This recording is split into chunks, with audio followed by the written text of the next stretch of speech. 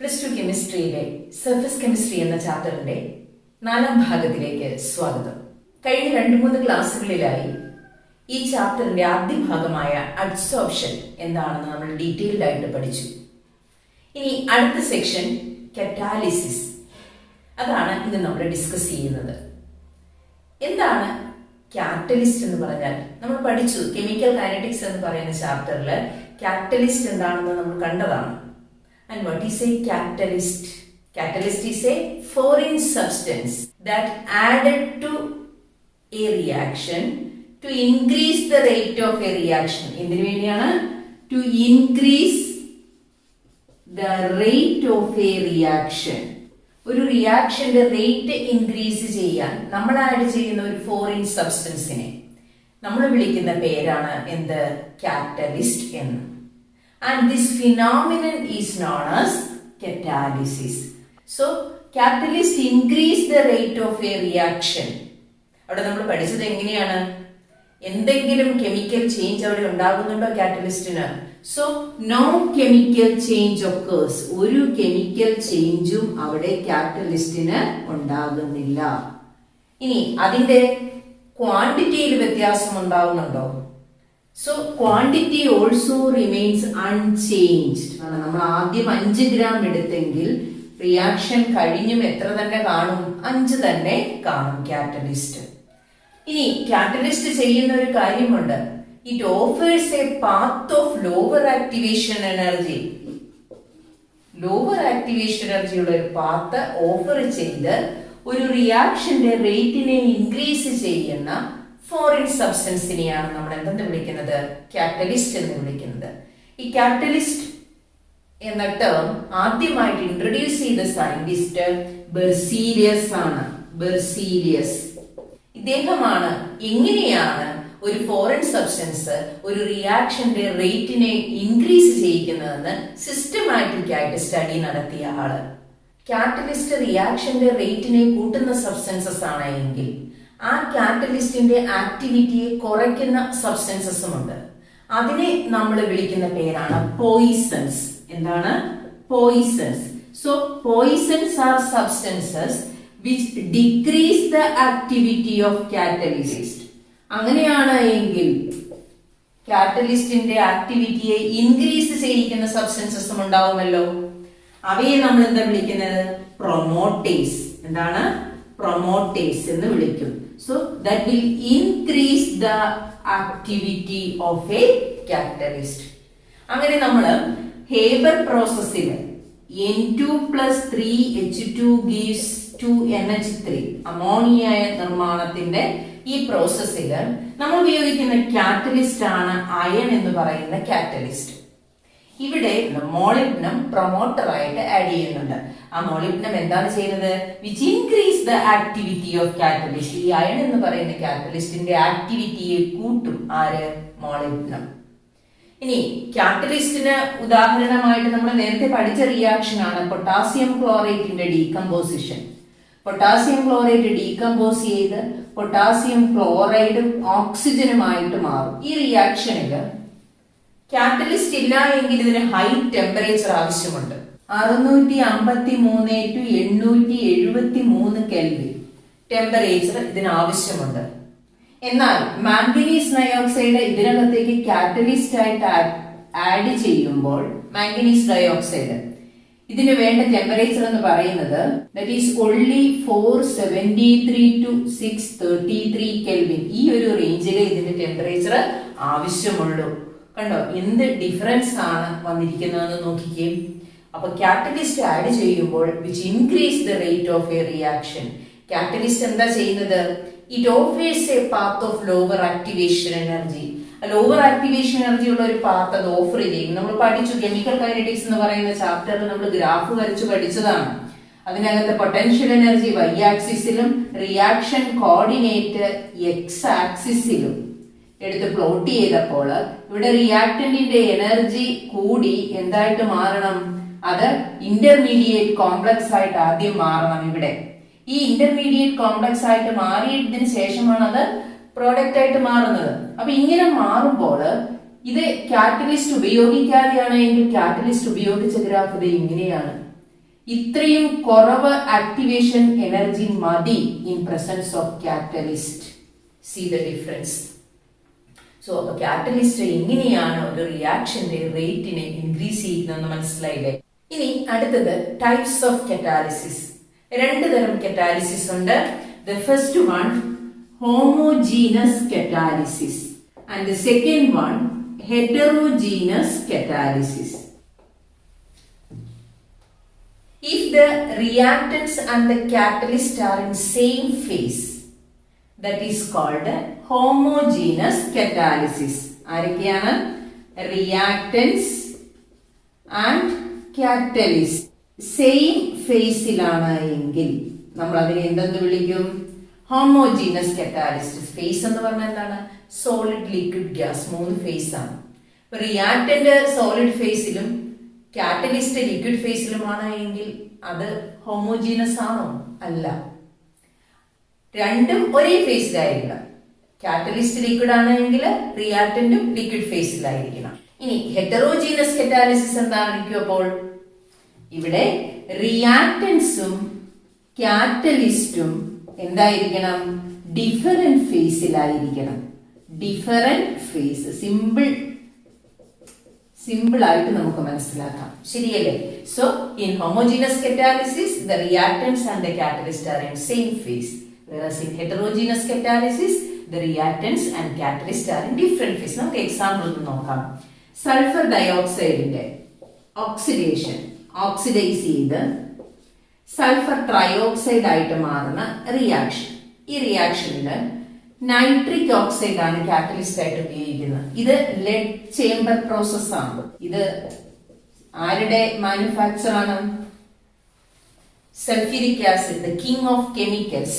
Sulphuric ആസിഡിന്റെ manufacturing process name ആണ് lead chamber process. അവിടെ നമ്മൾ ഉപയോഗിക്കുന്ന കാറ്റലിസ്റ്റ് ആണ് നൈട്രിക് ഓക്സൈഡ്. ഇവിടെ എല്ലാം ഗേഷ്യസ് സ്റ്റേറ്റിലാണ്. റിയാക്ടൻസും കാറ്റലിസ്റ്റും. നൈട്രിക് ഓക്സൈഡ് ഗേഷ്യസ് സ്റ്റേറ്റ് ആണ്. അനദർ എക്സാമ്പിൾ മീഥൈൽ അസറ്റേറ്റിന്റെ ഹൈഡ്രോളിസിസ്. ഇതെല്ലാം ലിക്വിഡ് ഫോം ആണ്. ഇവിടെ നമ്മൾ ഉപയോഗിക്കുന്ന കാറ്റലിസ്റ്റ് HCl ആണ്. ഹൈഡ്രോളിസിസ് നടത്തി കഴിയുമ്പോൾ നമുക്ക് കിട്ടുന്നത് അസറ്റിക് ആസിഡും മെത്തനോളുമാണ്. ഇതും ഏത് സ്റ്റേറ്റിലാണ്? അക്വസ് സ്റ്റേറ്റിലാണ്. ഇതും അക്വസ് സ്റ്റേറ്റിലാണ്. HCl ലിക്വിഡ് ഫോം ആണ്. അല്ലെങ്കിൽ നമ്മൾ HClന്റെ സൊല്യൂഷൻ, ഡൈല്യൂട്ട് സൊല്യൂഷൻ ആണ് എടുക്കുന്നെങ്കിൽ അത് അക്വസ് സ്റ്റേറ്റിലാണ്. Another example cane sugar C12H22O11. ഇതിന്റെ ഹൈഡ്രോളിസിസ് നമ്മൾ നടത്തുന്നത് സൾഫ്യൂരിക് ആസിഡിന്റെ പ്രസൻസിലാണ്. ഹൈഡ്രോളിസിസ് നടന്നു കഴിയുമ്പോൾ നമുക്ക് കിട്ടുന്നത് C6H12O6 പ്ലസ് C6H12O6. ഇത് അക്വസ് സ്റ്റേറ്റിലാണ്. ഇത് ഗ്ലൂക്കോസ് ആണ്, ഇത് ഫ്രക്ടോസ് ആണ്. ഇതും അക്വസ് സ്റ്റേറ്റിലാണ്. ഇത് അക്വസ് സ്റ്റേറ്റിലാണ്, കാരണം ഇത് ഷുഗർ സൊല്യൂഷൻ ആണ് നമ്മൾ ഇവിടെ എടുക്കുന്നത് കേട്ടോ. ഓക്കെ, ദെൻ വാട്ടർ ലിക്വിഡ് ആണെന്ന് നമുക്കറിയാം. H2SO4 ഏത് സ്റ്റേറ്റിലാണ്? അക്വസ് സ്റ്റേറ്റിൽ തന്നെയാണ്, അല്ലെങ്കിൽ ലിക്വിഡ് ഫോമിൽ തന്നെയാണ്. So all these are examples for homogeneous catalysis. Now another example, N2 plus 3H2 gives 2NH3. The process ആണ് Haber process, manufacture of ammonia. ഇതെല്ലാം വളരെ ഇമ്പോർട്ടന്റ് ആയിട്ടുള്ള പ്രോസസ്സസ് ആണ് കേട്ടോ. നമുക്ക് പിന്നീട് പഠിക്കാനുണ്ട്, അതുകൊണ്ട് ഇപ്പോഴേ പഠിച്ചു പോകാം. ഇവിടെ നമ്മൾ ഉപയോഗിക്കുന്ന കാറ്റലിസ്റ്റ് അയൺ ആണ് കാറ്റലിസ്റ്റ് ആയിട്ട് ഉപയോഗിക്കുന്നത്. And here iron is in solid state. Here nitrogen gas ആണ്, ഹൈഡ്രജൻ ഗ്യാസ് ആണ്, അമോണിയ ഗ്യാസ് ആണ്. പക്ഷെ കാറ്റലിസ്റ്റ് എന്താണ്? സോളിഡ് ആണ്. ഇത് ഏത് ടൈപ്പ് കറ്റാലിസിസ് ആണ്? ഹെറ്ററോജീനസ് കറ്റാലിസിസ് ആണ്. Another example oxidation of ammonia. അമോണിയയുടെ ഓക്സിഡേഷൻ. അമോണിയ ഓക്സിഡൈസ് ചെയ്ത് നൈട്രിക് ഓക്സൈഡും വാട്ടറുമായിട്ട് മാറുന്ന reaction. 4NH3 plus 5O2 gives 4NO plus 6H2O. Okay, ഈ റിയാക്ഷൻ ഇവിടെ നമ്മൾ ഉപയോഗിക്കുന്ന കാറ്റലിസ്റ്റ് എന്ന് പറയുന്നത് പ്ലാറ്റിനം ആണ്. And that is solid platinum ആണ്. ഇവിടെ അമോണിയ ഗ്യാസ് ആണ്, ഓക്സിജൻ ഗ്യാസ് ആണ്, നൈട്രിക് ഓക്സൈഡ് ഗ്യാസ് ആണ്, വാട്ടറും ഗ്യാസ് ആണ്. ഓക്കെ, സോ റിയാക്ടൻസും കാറ്റലിസ്റ്റും ഡിഫറെന്റ് ഫേസിലാണ്. സോ ഇത് ഹെറ്ററോജീനസ് കറ്റാലിസിസിന് എക്സാമ്പിൾ ആണ്. ഈ ഒരു റിയാക്ഷൻ ഓസ്വാൾഡ് പ്രോസസ്സിന്റെ സ്റ്റെപ്പാണ്. എന്താണ് ഓസ്വാൾഡ് പ്രോസസ്സ്? നൈട്രിക് ആസിഡിന്റെ പ്രിപ്പറേഷൻ ആണ്. ആരുടെ പ്രിപ്പറേഷൻ ആണ്? നൈട്രിക് ആസിഡിന്റെ പ്രിപ്പറേഷൻ ആണ് ഓസ്വാൾഡ് പ്രോസസ്സ്. നമുക്ക് പഠിക്കാനുണ്ട് പി ബ്ലോക്ക് എലമെന്റ്സിൽ, ഇതെല്ലാം പഠിക്കാനുള്ളതാണ്. Oxidation of ammonia is example for a heterogeneous catalysis. Another example, ഇവിടെ ഈ റിയാക്ഷനിൽ സൾഫർ ഡയോക്സൈഡിനെ ഓക്സിഡൈസ് ചെയ്ത് സൾഫർ ട്രയോക്സൈഡ് ആക്കി മാറുന്ന ഈ പ്രോസസ്സിൽ ഇവിടെ നൈട്രിക് ഓക്സൈഡ് ആണ് ഉപയോഗിച്ചിരിക്കുന്നത്. ആ പ്രോസസ്സിന്റെ പേര് ലെഡ് ചേംബർ പ്രോസസ് എന്നാണ്. എന്നാൽ contact process that is also another method to prepare sulphuric acid. അവിടെ നമ്മൾ ഉപയോഗിക്കുന്ന കാറ്റലിസ്റ്റ് എന്ന് പറയുന്നത് പ്ലാറ്റിനം ആണ്. എന്താണ്? പ്ലാറ്റിനം.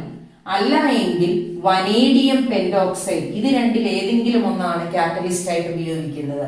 അതും എന്ത് തന്നെയാണ്? ആ പ്രോസസ്സിന്റെ പേരാണ് കോണ്ടാക്ട് പ്രോസസ്. നോക്കിക്കേ, ഇവിടെ പ്ലാറ്റിനം സോളിഡ് ആണ്, വനേഡിയം പെന്റോക്സൈഡും സോളിഡ് ആണ്. അങ്ങനെയാകുമ്പോൾ ഇത് രണ്ടും ഉപയോഗിച്ചാലും അത് ഏത് ടൈപ്പ് കറ്റാലിസിസ് ആണ്? It is heterogeneous catalysis. കാരണം ഇതെല്ലാം ഗ്യാസ് ആണ്, അല്ലെ? ഇതെല്ലാം ഗ്യാസ് ആണ്. അപ്പൊ ഇവിടുത്തെ കാറ്റലിസ്റ്റ് സോളിഡ് ആയിട്ട് മാറുമ്പോൾ അത് ഹെറ്ററോജീനസ് കറ്റാലിസിസിന് എക്സാമ്പിൾ ആണ്. ഓക്കെ, ഇത് പഠിച്ചു വെക്കുക, പരീക്ഷയ്ക്ക് ചോദിക്കാറുണ്ട് കേട്ടോ. Distinguish homogeneous and heterogeneous catalysis and give examples. Okay, ഇനി എന്താണ് ഹെറ്ററോജീനസ് കറ്റാലിസിസിന്റെ തിയറി എന്ന് നമുക്ക് നോക്കാം. നമുക്കറിയാം അവിടെ കാറ്റലിസ്റ്റിന്റെ സർഫസിലേക്ക് റിയാക്ടന്റ് മോളിക്യൂൾസ് വരികയാണ്, അല്ലെ? This is a catalyst. ഈ കാറ്റലിസ്റ്റിന്റെ സർഫസിലേക്ക് റിയാക്ടന്റ് മോളിക്യൂൾസ് വന്നിരിക്കുകയാണ്. So if the concentration of the reactant molecules increases, ഇവിടെ കോൺസെൻട്രേഷൻ കൂടിക്കഴിയുമ്പോൾ റേറ്റ് ഓഫ് ദ റിയാക്ഷൻ കൂടും. അതെങ്ങനെയാണ്? നമുക്കറിയാം അഡ്സോർപ്ഷൻ എന്ന് പറയുന്നത് എന്താണ്? എക്സോതെർമിക് പ്രോസസ് ആണ്. അതായത് ഹീറ്റ് എനർജി റിലീസ് ചെയ്യും. ഡെൽറ്റ എച്ച് നെഗറ്റീവ് ആണ്.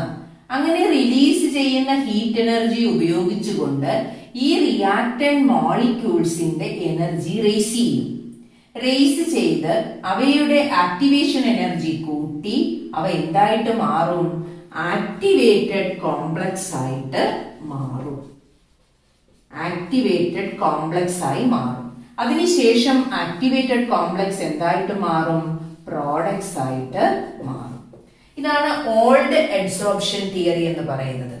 So when the concentration of the reactants on the surface of the catalyst increases, the reaction rate also increases. അവിടെ നടക്കുന്നത് these reactant molecules get adsorbed to the surface. ഈ സർഫസിലേക്ക് അഡ്സോർബ് ചെയ്യും. So energy is released. Energy release ചെയ്യുന്നു. And that energy is used as activation energy. എന്തായിട്ടാണ് ഉപയോഗിക്കുന്നത്? Activation energy ആയിട്ട് ഉപയോഗിക്കുന്നു. And activated complex is form and that is getting converted into products. ഇതാണ് ഓൾഡ് അഡ്സോർപ്ഷൻ തിയറി. ഇവിടെ ഒരു intermediate compound formation തിയറിയും ഉപയോഗിച്ചിട്ടുണ്ട്. അപ്പൊ രണ്ട് തിയറീസ് ഉണ്ട് ഇവിടെ. Old adsorption theory plus intermediate compound formation theory. അപ്പൊ ആക്ടിവേറ്റഡ് കോംപ്ലക്സ് ഒക്കെ ഉണ്ടാകുന്നത് ഇന്റർമീഡിയറ്റ് കോമ്പൗണ്ട് ഫോർമേഷൻ തിയറി പ്രകാരമാണ്. ഇനി മോഡേൺ അഡ്സോർപ്ഷൻ തിയറി ഉണ്ട്. ഈ ഓൾഡ് അഡ്സോർപ്ഷൻ തിയറിയുടെയും ഇന്റർമീഡിയറ്റ് കോമ്പൗണ്ട് ഫോർമേഷൻ തിയറിയുടെയും കോമ്പിനേഷൻ ആണ് മോഡേൺ അഡ്സോർപ്ഷൻ തിയറി. അതാണ് നമ്മൾ പഠിക്കുന്നത്, മോഡേൺ അഡ്സോർപ്ഷൻ തിയറി. അതെന്താണെന്ന് നോക്കാം. സപ്പോസ് ഇതൊരു കാറ്റലിസ്റ്റ് ആണെന്ന് വിചാരിക്കുക. ഇതൊരു കാറ്റലിസ്റ്റ് ആണ്. കാറ്റലിസ്റ്റിന്റെ സർഫസില് ഒരുപാട് അൺറെസിഡ്യുവൽ ഫോഴ്സസ് ഉണ്ട്. നമ്മൾ അഡ്സോർപ്ഷൻ പഠിച്ചപ്പോൾ പഠിച്ചു. അഡ്സോർപ്ഷന് കാരണം എന്താണ്? സർഫസിലെ അൺബാലൻസ്ഡ് ഫോഴ്സസ് ആണ്. അങ്ങനെയാണ് എങ്കിൽ കാറ്റലിസ്റ്റിന്റെ സർഫസിലല്ലേ റിയാക്ഷൻ നടക്കുന്നത്. അപ്പൊ ധാരാളം അൺബാലൻസ്ഡ് ഫോഴ്സസ് ഈ കാറ്റലിസ്റ്റിന്റെ സർഫസിലുണ്ട്. ഇത് ഫ്രീ വാലൻസീസ് ആണ്. അപ്പൊ ഒരു റിയാക്ടന്റ് മോളിക്യൂള് വരുമ്പോൾ എ ബി രണ്ട് റിയാക്ടന്റ് മോളിക്യൂൾസ് ഇങ്ങോട്ടേക്ക് വരികയാണ്. സോ മോഡേൺ അഡ്സോർപ്ഷൻ തിയറി പ്രകാരം ഫസ്റ്റ് സ്റ്റെപ്പ് എന്ന് പറയുന്നത് diffusion of reactants on the surface of the catalyst. നോക്കിക്കേ, ഇവിടെ ഈ റിയാക്ടന്റ് ഈ കാറ്റലിസ്റ്റിന്റെ സർഫസിലേക്ക് എത്തുകയാണ്, ഡിഫ്യൂസ് ചെയ്യുകയാണ്. അതാണ് ഒന്നാമത്തെ സ്റ്റെപ്പ്. രണ്ടാമത്തെ സ്റ്റെപ്പ് എന്ന് പറയുന്നത് ഈ ഫ്രീ വാലൻസീസില് ഈ റിയാക്ടന്റ് മോളിക്യൂൾസ് അഡ്സോർബ് ചെയ്യും. സോ ദ സെക്കൻഡ് സ്റ്റെപ്പ് എന്താണ്? അഡ്സോർപ്ഷൻ ഓഫ് റിയാക്ടന്റ് മോളിക്യൂൾസ് ഇവിടെ അഡ്സോർബ് ചെയ്യും. അഡ്സോർബ് ചെയ്താൽ അത് എങ്ങനെയായിട്ട് മാറും? നോക്കിക്കേ, again I am drawing a catalyst വരച്ചു. അതിന്റെ ഫ്രീ വാലൻസീസ് ആണ്. ഇവിടെ എല്ലാം ആരെ അഡ്സോർബ് ചെയ്യും? ഈ റിയാക്ടന്റ് മോളിക്യൂൾസ് ഇങ്ങനെ അഡ്സോർബ് ചെയ്യും. ഞാൻ രണ്ടെണ്ണേ വരച്ച് കാണിച്ചിട്ടുള്ളൂ. അപ്പൊ റിയാക്ടന്റ് മോളിക്യൂൾസ് അടുത്തടുത്ത് വന്നിരിക്കുകയാണ് ഇവിടെ, അല്ലെ? സർഫസിലാണ് ഇരിക്കുന്നത്. അപ്പൊ ഇവർ അടുത്തടുത്ത് വന്നിരിക്കുകയാണ്. ഇതിന്റെ ഫലമായിട്ട്, ഈ അഡ്സോർപ്ഷന്റെ ഫലമായിട്ട് ഒരു ചെറിയ ലൂസ് കെമിക്കൽ ബോണ്ട് അവിടെ ഫോം ചെയ്യുന്നുണ്ട്. ഈ ബോണ്ട് ഫോം ചെയ്യുമ്പോൾ ഇവിടെ എന്തുണ്ടാകുന്നുണ്ട്? എനർജി റിലീസ് ചെയ്യുന്നുണ്ട്, ഇല്ലേ? അപ്പം ആ റിയാക്ടന്റ് മോളിക്യൂൾസിന്റെ ആക്ടിവേഷൻ എനർജി കൂട്ടാനായിട്ട് അത് സഹായിക്കും. ഓക്കെ, അടുത്ത സ്റ്റെപ്പില് ഇവരെന്താണ് ചെയ്യുന്നത്? ആക്ടിവേറ്റഡ് കോംപ്ലക്സ് ഉണ്ടാകുന്നു. So formation of activated complex ഉണ്ടായി. ആക്ടിവേറ്റഡ് കോംപ്ലക്സ് ഉണ്ടായി കഴിഞ്ഞു കഴിഞ്ഞാൽ അടുത്ത സ്റ്റെപ്പ് എന്താണ്? ആക്ടിവേറ്റഡ് കോംപ്ലക്സ് എന്ത് ചെയ്യും? പ്രോഡക്റ്റ് ആയിട്ട് മാറും. സോ അത് കാണിക്കുകയാണെങ്കിൽ നമുക്ക് ഇങ്ങനെ കാണിക്കാം. ഇതാണ് കാറ്റലിസ്റ്റ് എങ്കില് ഈ കാറ്റലിസ്റ്റിന്റെ സർഫസില് ഈ ഫ്രീ വാലൻസീസില് ഈ എയും ബിയും തമ്മിൽ റിയാക്ട് ചെയ്യുന്നു. നോക്കിക്കേ, ഇവിടെ ഇവര് തമ്മിൽ റിയാക്ട് ചെയ്തു, ഇവിടെ ബോണ്ട് ഫോം ചെയ്തില്ലേ? അതിനുശേഷം എന്താ നടക്കുന്നത്? ഡീസോർപ്ഷൻ, അതായത് ഇതിൽ നിന്ന് അത് വിട്ടുപോരണം. അഡ്സോർബ് ചെയ്ത മോളിക്യൂള് അതിൽ നിന്ന് വിട്ടുപോരണം. So fourth step is desorption of products. എന്ത് നടക്കണം? പ്രോഡക്ട്സിന്റെ ഡീസോർപ്ഷൻ നടക്കണം. അപ്പൊ അടുത്ത സ്റ്റെപ്പിൽ ഇത് സെപ്പറേറ്റഡ് ആയി. എന്നിട്ട് പ്രോഡക്റ്റ് എന്ത് കിട്ടി? എ ബി എന്ന് പറയുന്ന പ്രോഡക്റ്റ് കിട്ടി. കാറ്റലിസ്റ്റ് എങ്ങനെ കിടക്കുന്നു? ഇതാണ് കാറ്റലിസ്റ്റ് എങ്കിൽ ആദ്യം എങ്ങനെയാണോ കാറ്റലിസ്റ്റ് ഇരുന്നത് അതുപോലെ തന്നെ നമുക്ക് ഈ കാറ്റലിസ്റ്റിനെ തിരിച്ചു കിട്ടി. ഇനി ഡീസോർപ്ഷൻ നടന്ന് ആ കാറ്റലിസ്റ്റിന്റെ സർഫസിൽ വെറുതെ ഇരുന്നാൽ മതിയോ? പോരാ. പിന്നെ അടുത്ത സ്റ്റെപ്പ് എന്താണ്? Diffusion of products. എന്താണ്? Diffusion of products away from catalyst surface. കാറ്റലിസ്റ്റിന്റെ സർഫസിൽ നിന്ന് അതകന്ന് മാറണം.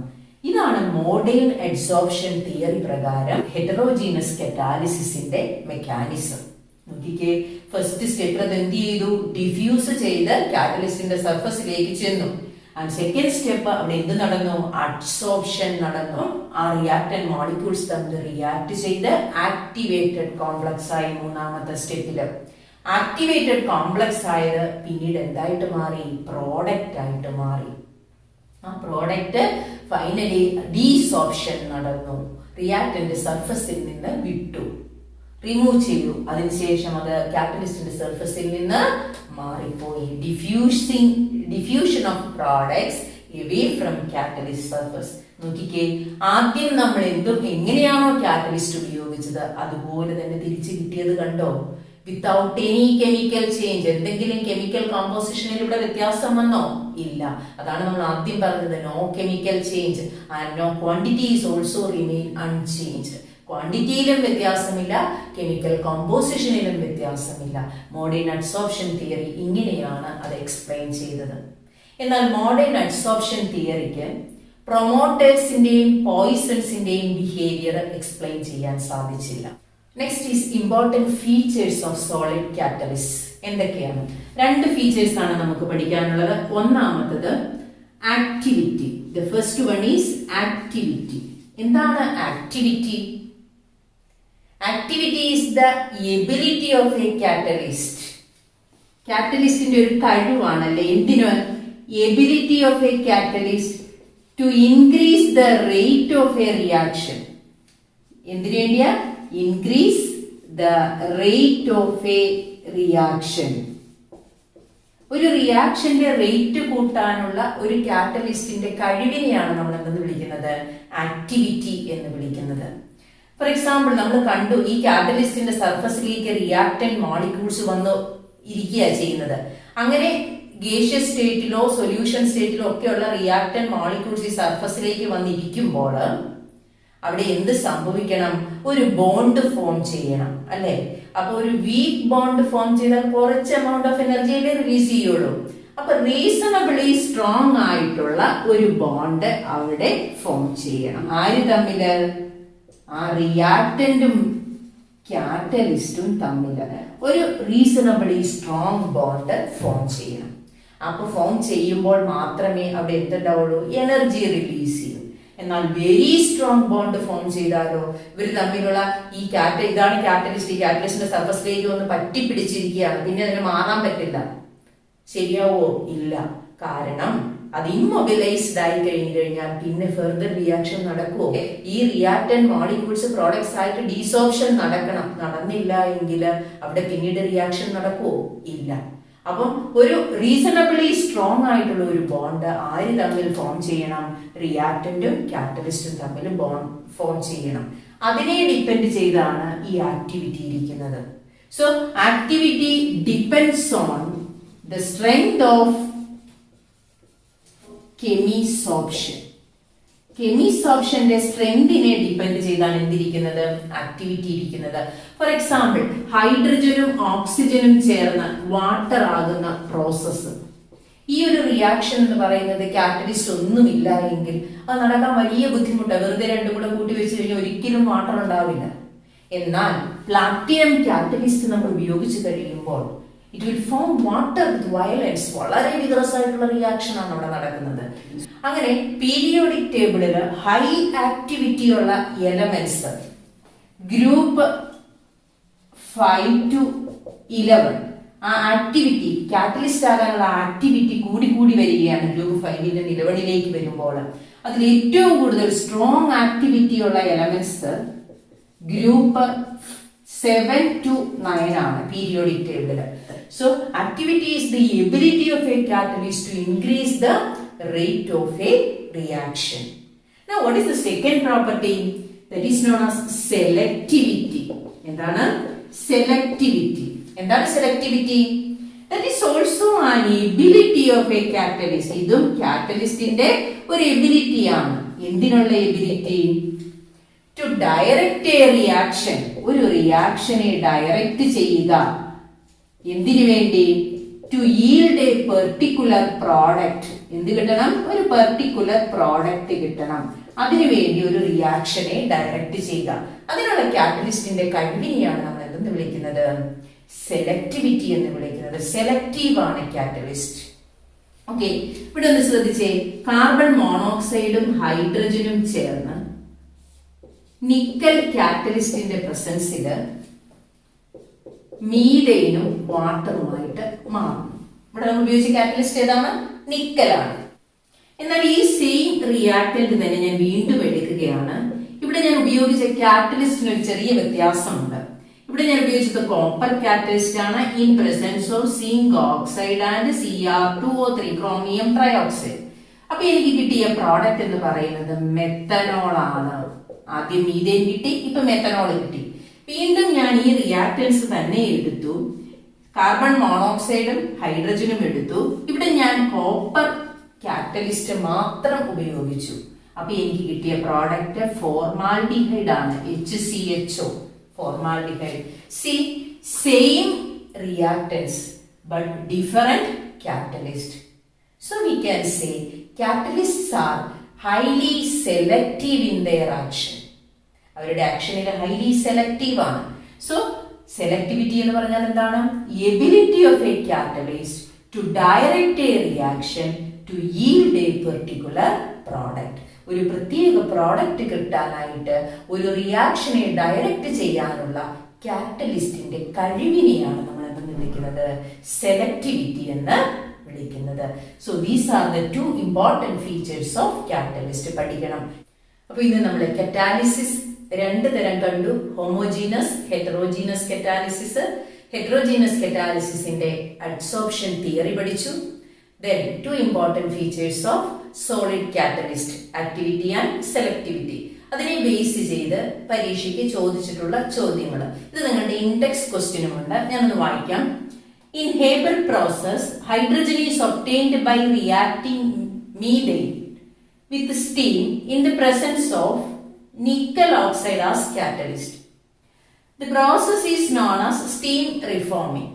Why is it necessary to remove carbon monoxide when ammonia is obtained by Haber process?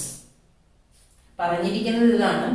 Ammonia ഉണ്ടാക്കണമെങ്കിൽ നമുക്കറിയാം ആരൊക്കെ തമ്മിൽ റിയാക്ട് ചെയ്യണം. നൈട്രജനും ഹൈഡ്രജനും തമ്മിൽ റിയാക്ട് ചെയ്യണം. ഈ ഹൈഡ്രജൻ ഉണ്ടാകുന്നത് മീഥൈന് സ്റ്റീമുമായിട്ട് നിക്കൽ ഓക്സൈഡ് കാറ്റലിസ്റ്റിന്റെ പ്രസൻസിൽ ട്രീറ്റ് ചെയ്യുമ്പോഴാണ് ഈ ഹൈഡ്രജന് കിട്ടുന്നത്. അപ്പം അവിടെ കാർബൺ മോണോക്സൈഡ് ഒരു ബൈ പ്രോഡക്റ്റ് ആയിട്ട് ഉണ്ടാകുന്നുണ്ട്. അപ്പൊ ഈ കാർബൺ മോണോക്സൈഡിനെ റിമൂവ് ചെയ്യണം എന്ന് പറയുന്നു അമോണിയയുടെ പ്രൊഡക്ഷനിൽ. അതിന് കാരണം എന്താണ്? കാരണം മറ്റൊന്നുമല്ല, this carbon monoxide act as a poison to the catalyst. Manufacture of അമോണിയയുടെ കാറ്റലിസ്റ്റിന് ഒരു പോയിസൺ ആയിട്ട് ആക്ട് ചെയ്യും? This carbon monoxide. അതുകൊണ്ടാണ് അതുണ്ടാകുമ്പോഴേ അതിനെ റിമൂവ് ചെയ്യണമെന്ന് പറയുന്നത്. Okay. Now, second question, why is ester hydrolysis slow in the beginning and becomes faster after some time? Ester hydrolysis ആദ്യം സ്ലോ ആയിരിക്കും, പിന്നെ കുറച്ച് കഴിയുമ്പോൾ നല്ല സ്പീഡിൽ നടക്കും. കാരണം എന്താണ്? എസ്റ്റർ ഹൈഡ്രോളിസിസ് നടന്നാൽ കിട്ടുന്ന പ്രോഡക്റ്റ് എന്താണ് അതറിയണം. RCOR എസ്റ്റർ ആണ്. ഈ എസ്റ്ററിനെ ഹൈഡ്രോളിസിസ് നടത്തി കഴിയുമ്പോൾ നമുക്ക് കിട്ടുന്ന പ്രോഡക്റ്റ് ആസിഡ് ആണ്. RCOH plus R-OH. ആസിഡും ആൽക്കഹോളുമാണ്. നമുക്കറിയാം എസ്റ്റർ ഹൈഡ്രോളിസിന് ആര് കാറ്റലിസ്റ്റ് ആയിട്ട് വേണം?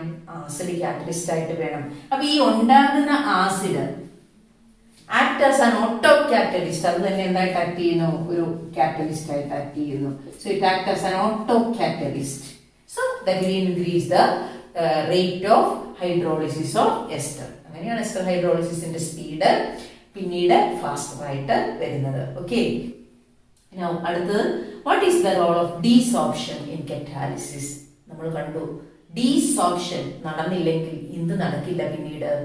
പിന്നീട് റിയാക്ഷൻ ഒന്നും നടക്കില്ല. കാരണം അവിടെ തന്നെ പറ്റി പിടിച്ച് ബോണ്ട് ഫോം ചെയ്ത് കഴിഞ്ഞാൽ പിന്നെ റിയാക്ടന്റ് മോളിക്യൂൾസിന് അതിന്റെ സർഫസിൽ വന്നിരിക്കാൻ പറ്റുമോ? ഇല്ല. അപ്പൊ അവിടെ റിയാക്ഷൻ നടക്കില്ല.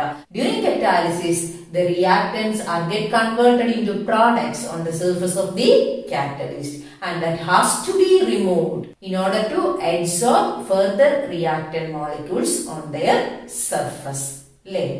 Okay. Now, ഇതിന്റെ ഒപ്പം തന്നെ നിങ്ങൾ എഴുതി പഠിക്കുക, distinguish homogeneous and heterogeneous catalysis with examples. Next question, explain modern adsorption theory of catalysis. Now, the last one, write a note on first activity, second selectivity of a catalyst. അപ്പോൾ ഇത് ഇത്രയും നന്നായിട്ട് എഴുതി പഠിക്കുക. ഇന്ന് ഡിസ്കസ് ചെയ്ത topic നിങ്ങൾക്ക് നന്നായിട്ട് മനസ്സിലായിട്ടുണ്ടെന്ന് വിചാരിക്കുന്നു. കൂടാതെ നിങ്ങളുടെ അഭിപ്രായങ്ങൾ അറിയിക്കണം. And thank you for watching.